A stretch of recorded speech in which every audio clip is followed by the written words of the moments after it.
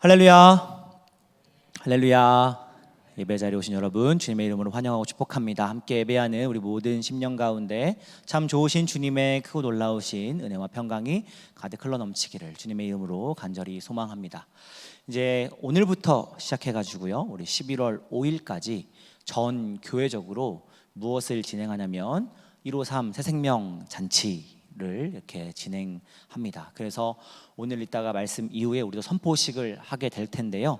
선포식을 오늘부터 시작해서 다음 주와 다다음 주 이렇게 계속해서 태신자와 잃어버린 영혼, 또 잊어버린 영혼, 이렇게 우리가 같이 좀 기록해보고 위해서 또 기도하고요.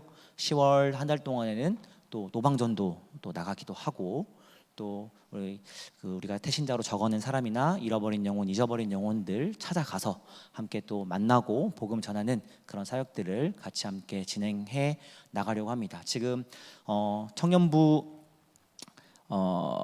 예배는 그날은 11월 5일은 지금 생각하기로는 아마 그때 예배가 9시, 12시 이렇게 있을 것 같아요. 11월 5일 날에는. 그래서 저희들은 아마 12시 예배에 참여하는 것으로, 청년부 예배는 그렇게 하고, 그 예배가 끝난 다음에 청년 예배 시간에 태신자들과 잃어버린 영혼, 잊어버린 영혼들이 함께 할 수 있는 시간을 따로 이렇게 마련하려고 합니다. 왜냐하면 청년부 예배까지는 초청 되신 분들 그런 공연이나 이런 것들도 좀 어렵고 약간 좀 끊기는 느낌이 있어가지고, 우리 청년부도 아마 4부 예배 시간인 12시 정도로 예배 시간을 정해서 같이 예배 드리고, 그 다음에 2시에는 우리 청년부만의 시간을 따로 한번 가져보려고 그렇게 생각하고 있습니다.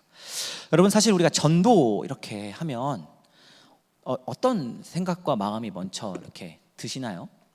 막 주의 복음을 전한다 하니까 설레고 막 가슴이 뛰고, 빨리 가서 내 잃어버린 영혼들, 잊어버린 영혼들, 내 마음속에 정한 태신자에게 빨리 주의 복음을 전해야겠다, 이런 생각으로 가득 하시나요? 아니면 마음에 뭔가 모를 부담감이 이렇게 스멀스멀 올라오고, 또 하는구나, 시간이 되었구나, 9월 말만 되면 너무 힘들다, 올해는 한두 주 더 빨리 시작해요. 추석도 있어가지고. 큰일 났다, 이런 생각들로, 또 분주함과 또 부담되는 마음들로 여러분 가득하신가요? 아마 누군가에게 무엇인가를 권해야 한다는 부담감, 그것과 또 내 안에 아직 뭔가 분명한 확신이라든지 뭘 어떻게 말해야 되나, 뭘 어떻게 전해야 되나 라고 하는 것을 분명하게 잘 이렇게 캐치하지 못했는데 그걸 또 전하라 하니까 그런 부분들이 아마 좀 부담으로 우리에게 다가오지 않을까라는 생각도 해보게 됩니다. 그래서 이번 새생명 잔치 기간에는 이 전도라고 하는 것에 사실 첫 번째 수혜자가 우리 자신이 될 수 있도록, 전도할 때 다시 한번 우리의 신앙을 주님 앞에서 점검하고, 말씀 앞에서 우리의 영의 상태를 다시 한번 점검하고, 그래서 우리가 어떻게 하나님의 사람으로서, 하나님의 백성으로서, 한 사람의 그리스도인으로서 세상 가운데 서나갈 수 있을 것인가, 이 부분을 우리가 같이 한번 생각해 보고자 합니다. 오늘은 첫 번째 시간으로 과연 새 가족이 우리 청년 공동체에 발딛게 된다면, 청년 공동체에 처음 이렇게 방문하게 된다면, 과연 우리 공동체는 누가 와도 참 좋은 공동체인가, 누가 와도 머물고 싶은 공동체, 오고 싶은 공동체로 여길 수 있도록 준비가 되어 있는 공동체인가 라고 하는 부분에 대해서 같이 한번 말씀 가운데 생각해 보고자 합니다.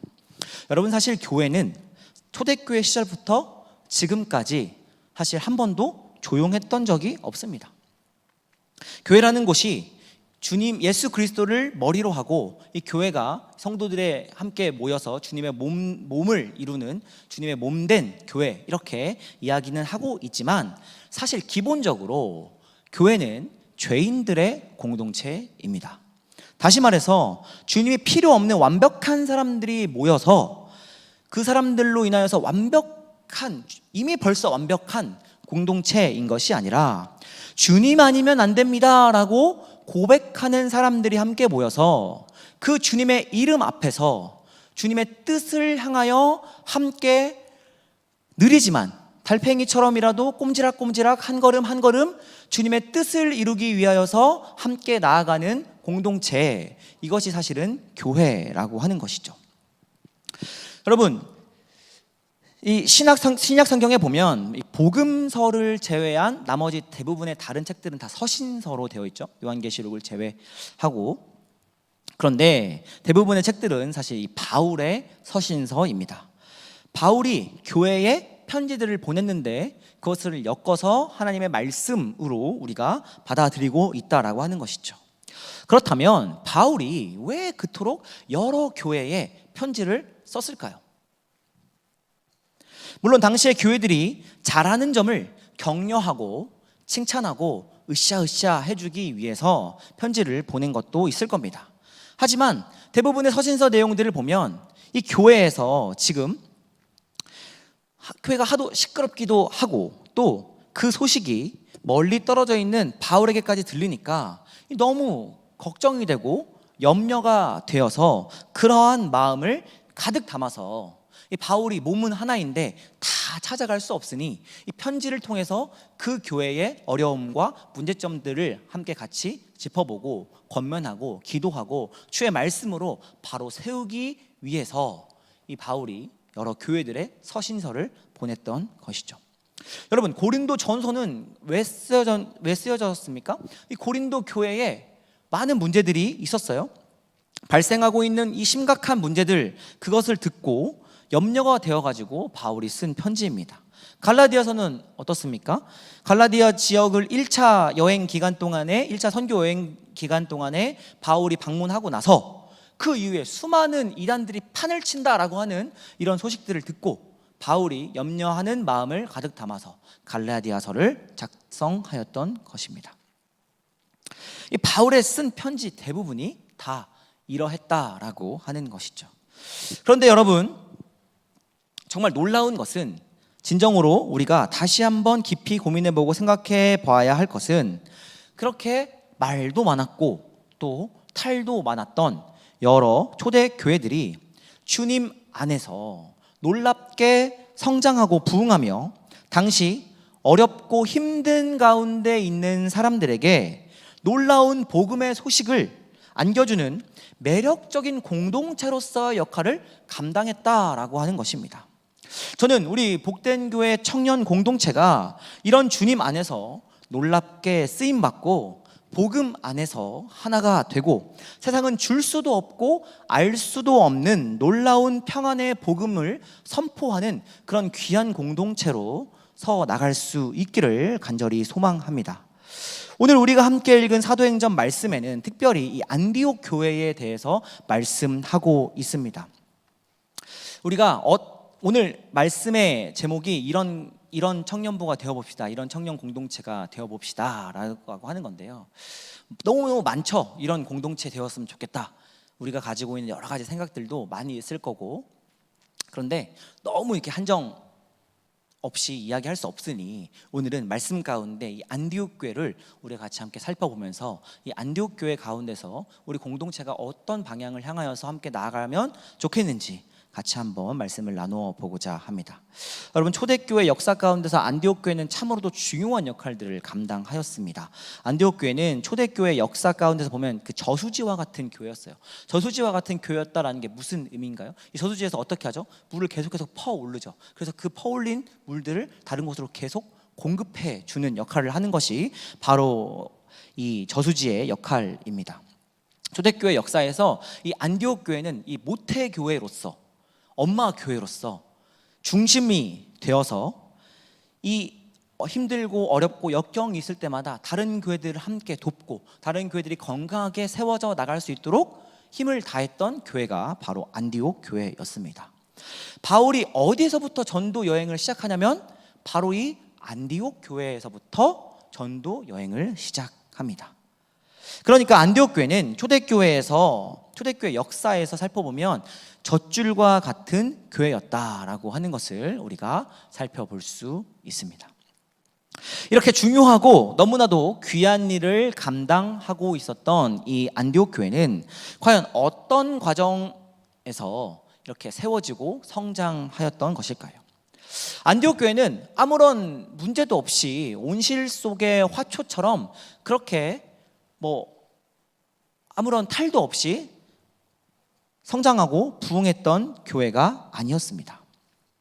오히려 고난과 극심한 박해와 또 감당할 수 없는 어려움, 이런 것들을 묵묵하게 이겨내면서 그리스도의 아름다움을, 또 복음의 놀라운 능력을 전하고 선포하였던 참으로 주님께 쓰임받는 교회가 바로 안디옥 교회였습니다. 오늘 말씀 속에 기록되어 있는 몇 가지 특징들을 가지고 우리 청년 공동체가 어떤 공동체로 세워져야 될지 같이 함께 나누어 보고자 합니다. 첫 번째로는 이겁니다. 과연 우리 청년부는 예수 중심의 공동체인가 하는 것입니다. 여러분 19절 말씀을 한번 보십시오. 19절 말씀에 우리가 함께 읽은 말씀은 이렇게 시작합니다. 그때에 스데반의 일로 일어난 환난으로 말미암아 흩어진 자들이 베니게와 구브로와 안디옥까지 이르러 유대인에게만 말씀을 전하는데, 그 다음 20절, 그 중에 구브로와 구레네 몇 사람이 안디옥에 이르러 헬라인에게도 말하여 주 예수를 전파하니. 여러분 이 두 구절이 안디옥 교회가 어떻게 세워졌는가 하는 것을 설명을 해주고 있습니다. 안디옥 교회는 지금 고난 가운데 세워진 교회다라고 하는 것입니다.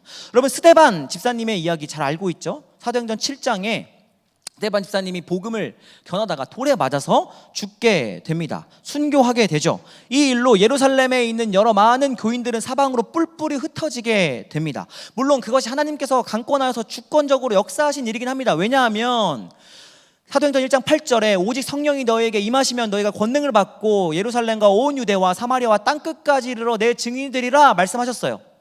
땅끝까지 이르러야 되는 것이 복음 받은 사람들의 사명이에요. 먼저 주의 복음을 들고 전해야 되는 사람들의 사명이라는 것이죠. 그런데 여기가 좋사오니 하고 예루살렘 교회에서 안 움직이는 거예요. 하나님의 뜻은 땅끝까지 이르러 복음을 전하는 것인데 안 움직여요. 그러니까 8장 1절에 보면 어떻게 기록되어 있어요? 하나님이 흩으십니다. 8장 1절에 보면 하나님이 흩으시는 내용들이 등장해요. 그것의 일환일 수 있겠습니다. 사도행전 7장에 스데반 집사님이 순교당하는 부분은요. 그래서 많은 예루살렘의 교인들이 뿔뿔이 흩어지게 됩니다. 19절에 등장하는 이 베니게는 일반 역사상 우리가 세계사 역사에서 어떤 나라로 알고 있냐면 페니키아입니다. 페니키아. 이 페니키아라는 이름으로 불리는 지역이었는데 이 가나안 북쪽에 이렇게 위치한 이방 지역이었습니다. 그러나 교인들이 박해를 피해서, 그러니까 이스라엘을 넘어서서 이방 땅에 갈 수밖에 없었다라는 거예요. 그러니까 우리나라가 일제의 압제에 못 이겨서 만주로 가고 상해로 가고 이렇게 바깥으로 떠돌아갈 수밖에 없었던 것처럼 이 교인들이 이제 이 예루살렘에서 이스라엘에서 예수 믿다가 붙잡히면 죽으니까 이방 땅에 흩어질 수밖에 없었다라고 하는 것을 지금 19절 말씀이 베니게, 페니키아 이 지명을 통하여서 지금 말씀해 주고 있는 거죠. 그리고 구브로는 우리가 세계사 역사에서 알 수 있는 키브로스라고 하는 땅입니다. 좀 더 멀리 떨어진 서쪽에 위치한 섬입니다. 예루살렘 이렇게 있으면 여러분들 입장에 서쪽이면 이쪽이겠죠. 이쪽에 섬이에요. 그리고 안디옥은 그보다 훨씬 더 북쪽에 위치한 소아시아 지역에 있는 도시를 이야기합니다. 그러니까 지금 성도들은 극심한 박해를 피해가지고 지금 뿔뿔이 아주 멀리까지 흩어져서 지금 그 공동체를 이룰 수밖에 없었다라고 하는 것을 이 지역을 통하여서 지금 우리에게 전달해 주고 있는 것이죠. 박해를 피해서 도망자의 신세로 멀리 이방 땅까지 쫓겨나게 된 그들의 모습은 여러분 어땠을까요? 여러분 여행 좋아하시죠? 여행 좋아하지만 그래도 집에 돌아오면 어떤 생각이 들어요? 그래도 집이 최고다 이런 생각이 들잖아요. 여러분 여행사에서 여행 프로그램을 이렇게 만들잖아요. 여행 일정들을. 근데 2주 이상을 안 잡는다고 해요. 그래서 여행사에 있는 분에게 여쭤봤어요. 왜 전 한 달도 가고 싶고 2달도 가고 싶고 막 그런데 왜 2주밖에 없는 거예요? 물어봤더니 이게 심리적으로 누군가가 이렇게 그 집을 떠나서 바깥으로 나갔을 때 심리적으로 이 경계 기간이 2주래요. 13일이래요. 이거 넘어가면 그때부터 아무리 좋은 여행이라도 힘들어한다는 거예요. 그래서 2주짜리 프로그램을 가장 많다, 뭐 이렇게 여행사 다니시는 분이 설명해 주셨던 것을 제가 들어봤던 기억이 있습니다. 여러분 생각해 보세요. 예루살렘이 내 집이에요. 이스라엘이 내 집이에요. 그런데 쫓겨날 수밖에 없었다고요. 그래서 이방 지역에 살 수밖에 없었던 그들의 심경은 어땠을까요? 그들의 생활은 어땠을까요? 무슨 소망이 있으며 무슨 희망이 그들에게 있었겠습니까?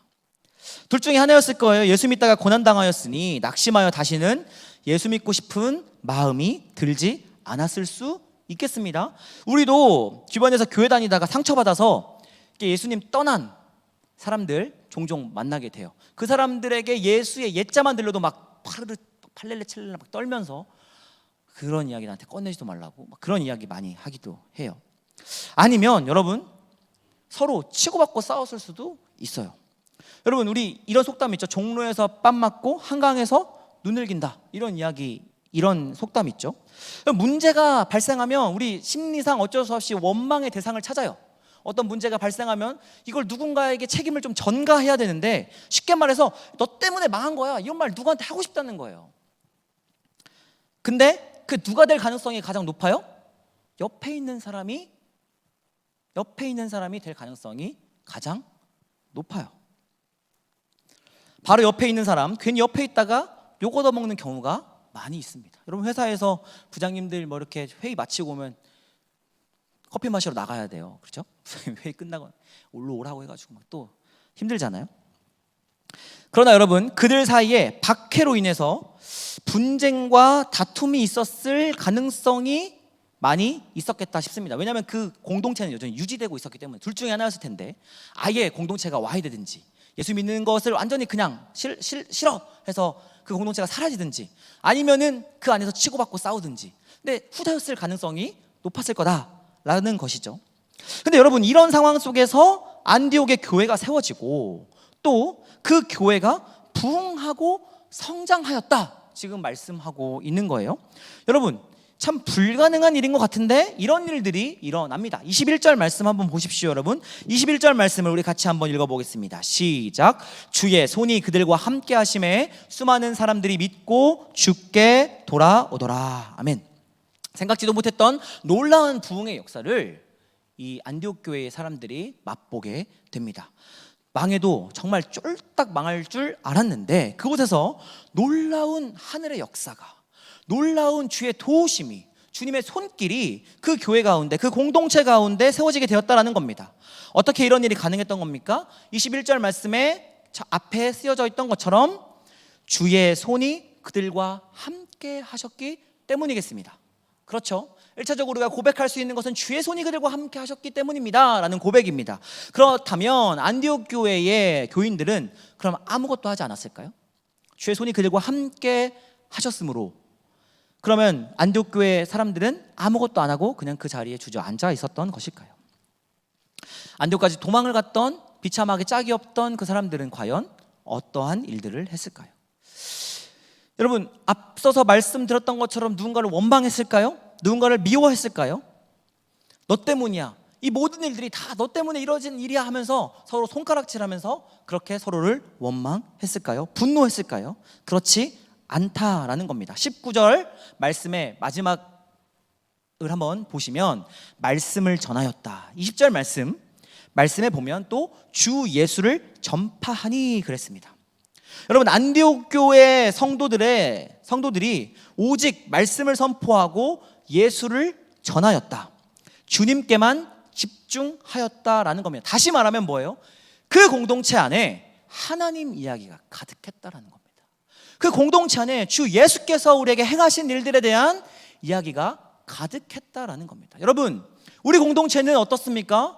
우리 공동체 안에는 하나님 이야기가 가득한 공동체입니까? 우리 공동체는 우리 삶 가운데 행하신 주님의 놀라우신 그 은혜와 역사를 날마다 고백하며 그것을 찬양하며 예배하는 공동체입니까? 여러분 누군가가 이 공동체 안에 처음 들어왔을 때 이 공동체는 어떻게 하면 매력적인 공동체로 보일 수 있을까요? 세상과 다른 공동체. 기독교가 여전히 문제가 많고 탈도 많음에도 불구하고 2000년의 역사 가운데 사라지지 않고 우리에게까지 전달되어서 여전히 우리에게 의미가 있는 종교로서 남아있는 이유는 뭐예요? 그것이 세상과 다른 무엇인가가 있다라는 거죠. 여러분, 우리 공동체에는 그것이 있습니까? 우리 공동체에는 예수의 이야기가 가득합니까? 우리가 한번 고민해 보아야 하겠습니다. 두 번째는 우리 청년 공동체는 안디옥 교회와 같이 빛도 없이 이름도 없이 헌신하는 사람들로 가득한 공동체인가? 라고 하는 것입니다. 안디옥 교회를 여러분 누가 세웠습니까? 20절 말씀에 보면 그 중에 구브로와 구레네 몇 사람이 안디옥에 이르러 이렇게 기록하고 있습니다. 안디옥 교회는 박해를 피해서 도망해 온 몇몇의 희생과 헌신에 의해서 세워졌다라고 하는 것입니다. 그런데 앞서 살펴본 대로 안디옥 교회는 놀라운 성장을 경험하게 됩니다. 어떤 일이 잘 되고 조금이라도 그 일에 발을 담근 사람이라면 여러분 보통 어떻게 하고 싶어요? 이거 내가 했어. 내가 도와서 이거 이렇게 된 거야. 내가 이거 맡아가지고 담당해가지고 이만큼 부흥하고 발전하고 성장한 거야. 이게 사실 우리 인간의 마음이죠. 여러분, 근데 사도행전은 누가복음을 기록한 저자인 누가가 기록했다라고 우리가 잘 알려져 있죠. 여러분, 이 누가는 바울과 함께 안디옥 교회를 중심으로 활동했던 사람입니다. 다시 말해서 누가는 안디옥 교회에 숟가락 개수가 몇 개인지 몇 천 개였는지를 일일이 다 알고 있던 그런 사람이었다라는 겁니다. 여러분, 그렇다면 사도행전을 기록한 누가가 안디옥 교회를 누가 세웠는지 알까요, 모를까요? 알까요, 모를까요? 듣고 계시죠? 잘 어렵나요? 처음부터 다시 당연히 알았겠죠. 너무 상식적이라서 여러분 말씀 안 하시는 거죠? 당연히 알았을 겁니다. 누가 가장 많이 희생했고, 누가 가장 많이 봉사했고, 누가 가장 자기 것을 가장 많이 내놓았고, 그런 것들을 너무나도 잘 알고 있었을 거라 하는 것이죠. 그런데 그 귀한 헌신자들의 이름이 단 한 명도 기록되어 있지 않습니다. 여러분, 이것은 무엇을 의미하는 거예요? 의도적으로 뺀 거예요. 그렇죠? 우리가 뭐 교회 짓거나 어디에 뭐 하거나 하면 항상 뭐 이렇게 이렇게 하죠. 이렇게 해서 막 누구 막 이렇게 쫙 이름 기록하고 뭐 이렇게 그런 거 하잖아요. 그런데 의도적으로 자기의 이름을 다 뺐다는 거예요. 주님의 은혜를 아는 사람들은 어떤 일을 통해서 특별히 주님의 일 가운데서 자기의 이름이 드러나는 일을 사실 중요하게 여기지 않습니다. 물질로 교회에 헌신합니다. 그 물질을 누가 주신 거라는 것을 분명하게 압니다.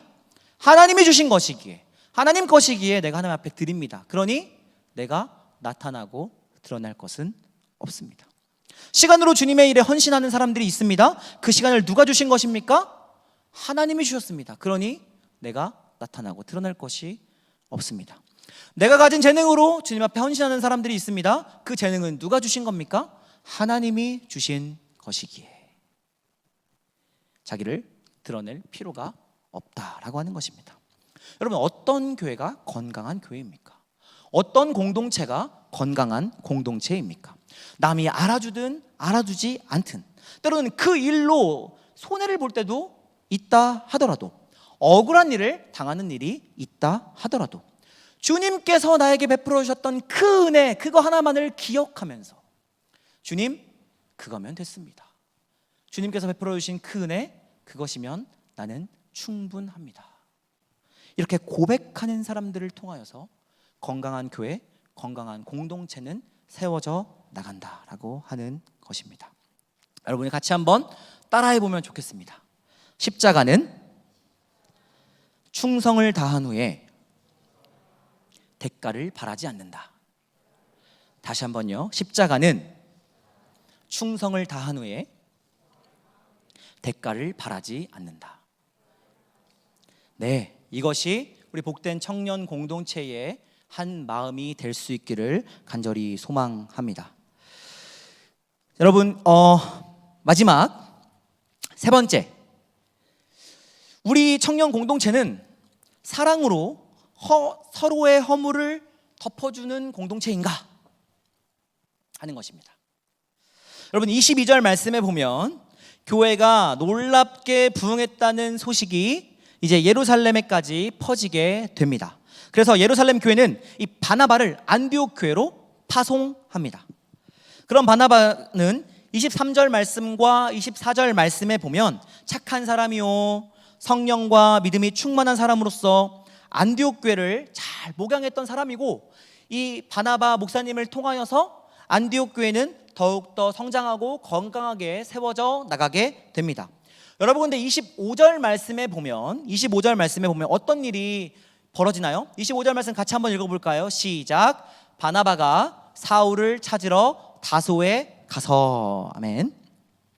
여러분, 지금 바나바는 아직 이 사울이 바울로 이름이 바뀌기 전에, 바울로 이름이 바뀌기 전에 사울을 만나기 위해서 다소까지 찾아갑니다. 그리고 26절 말씀에 보면 그를 데리고 와서 둘이 함께 안디옥 교회를 섬기게 됩니다. 둘이 교회에 1년간 모여 있어 큰 무리를 가르쳤고, 이렇게 말씀하고 있습니다. 여러분, 이 사건을 통해서 안디옥 교회가 얼마나 주님 안에서 건강하고 또 아름다운 공동체였는지, 아름다운 교회였는지를 우리가 다시 한번 발견해 볼 수 있습니다. 여러분, 바나바 입장에서 한번 생각해 보시죠. 바나바 입장에서 보면 사실 굳이 바울을, 당시 사울을 안디옥 교회로 데리고 올 이유가 없었어요. 어차피 교회는 건강하게 성장하고 있었습니다. 건강하게 잘 성장하고 있었고 거기에 필요한 목회자가 필요했기 때문에 예루살렘에서 파송되었던 것이죠. 그럼 어떤 배우가 잘 알고 있는 배우시겠지만 시상식에서 자기가 받는 상을 보고 나는 스태프들이 차려놓은 상에 숟가락 하나 얹었을 뿐이다, 뭐 이런 그 시상식 에 대한 뭐라고 해요? 그거를 소감? 수상 소감이라고 해야 되나? 시상 소감이라고 해야 되나? 그걸 이렇게 하잖아요. 여러분, 이미 바나바가 오기 전부터 안디옥 교회는 부흥하고 성장했던 교회였어요. 그냥 숟가락만 하나 잘 올려놓으면 상 탈 수 있는 그런 가능성이 있는, 그리고 그 영광을 자기가 가져갈 수 있는 그런 교회였었다라고 하는 것이죠. 근데 굳이 바울을 데리고 와서 그 영광을 나누어서 가질 필요가 없었다라고 하는 것입니다. 그런데 바나바는 자기 자신이 누릴 개인의 영광보다는 주님의 교회가 건강하게 성장하는 것이 더 먼저였다, 이렇게 생각했다는 것이죠. 바울이 안디옥 교회를 섬기면서 교회에 섬기게 되면 훨씬 더 그것이 교회에 유익이 될 것이다 라고 이 바나바는 생각했던 것 같습니다. 그래서 바울에게 기꺼이 자리를 양보합니다. 그리고 시간이 점점 흐르면서 교회의 주도권은 자연스럽게 바나바에서 누구로 옮겨지게 돼요? 바울로 옮겨지게 됩니다. 여러분, 만약 바나바가 자신만의 유익을 생각했다면 이런 일이 일어나지 않았을 겁니다. 그런데 안디옥 교회가 어떻게 탄생한 교회입니까? 여러분, 어떻게 안디옥 교회가 탄생한 교회였어요? 예루살렘에서 교인들이 박해를 피해서 도망가게 되면서 이방 땅까지 퍼지게 되었고, 거기에서 공동체를 세우게 되어서 교회가 세워졌다. 이것이 안디옥 교회의 시초였다. 앞에 말씀드렸었죠. 그런데 놀라운 사실은 여러분, 왜 그런 박해를 받게 되었을까요? 그 박해의 주동자가 누구였을까요? 바로 바울로 이름 바뀌기 전에 사울이었죠.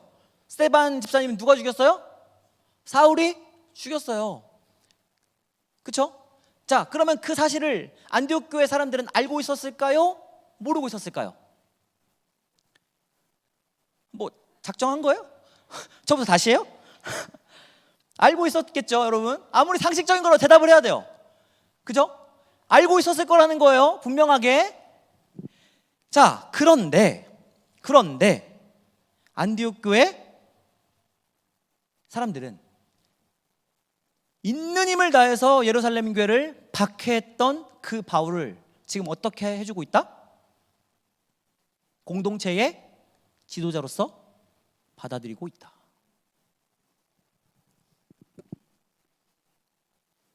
돼요? 여러분? 가능해요? 가능한 일입니까 이게? 바울을 있는 그대로 품어줍니다. 소름 돋지 않으세요 여러분? 지금도 막 소름이 이렇게 돋아요. 여러분 대답 안 해가지고 소름 돋는 일이에요 여러분. 가능합니까? 여러분들을 박해하고 여러분들을 못살게 굴고 여러분들을 막 마음 아프게 했던 사람들을 그리스도의 이름으로 여러분들 그냥 받아줄 수 있어요? 품어줄 수 있어요?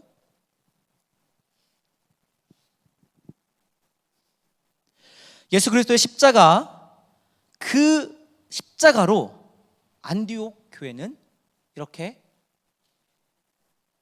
그 사람을 있는 모습 그대로 품어줄 수 있었다는 거죠. 서로의 허물을 사랑으로 덮어줄 수 있었다라고 하는 것입니다. 여러분 26절 말씀 한번 띄워주시겠어요? 26절 하반절의 말씀을 한번 여러분 봅시다. 큰 무리를 가르쳤고 그 뒤부터 우리 같이 한번 읽어봅시다. 시작. 제자들이 안디옥에서 비로소 그리스도인이라 일컬음을 받게 되었더라. 아멘. 여러분 그런 안디옥을 보면서, 안디옥 교회를 보면서 세상은 이제 그 안디옥 교회 공동체 사람들을 무엇이라고 부르기 시작했어요? 그리스도인이라 부르기 시작했다.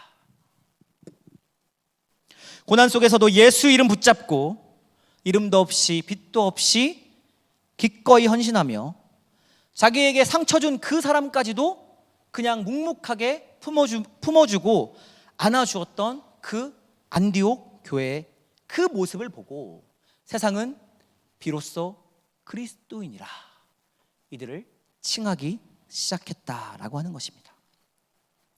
사랑하는 여러분, 우리는 어떤 공동체가 되기를 희망하고 꿈꾸고 계십니까? 우리 어떤 공동체가 되어야 하겠습니까? 여러분, 새가족들이, 새신자들이, 태신자와 잃은 양과 잊어버린 양들이 다시 우리 교회 공동체로, 우리 청년부 공동체로 돌아오게 되었을 때 우리는 정말 그런 매력적인 공동체입니까? 우리 허물을 덮어주며 품어줄 수 있는 교회입니까? 빛도 없이 이름도 없이 헌신하며 섬길 수 있는 공동체입니까? 예수의 이름이 가득한 공동체입니까? 전도보다 중요한 것은, 이렇게 이야기하면 안 되겠네요. 전도만큼이나 중요한 것은 사실 이 공동체를 우리가 이렇게 세워나가는 것이 더 중요하다는 거예요. 여러분, 백날, 천날, 만날 새신자 오면 뭐예요? 우리 새신자 품어줄 수 있어야 될 거 아닙니까? 새신자가 와서 비빌 공동체가 되어야 되지 않겠습니까? 새신자가 와서 머무르고 싶은 공동체, 오고 싶은 공동체가 되어야 하지 않겠습니까?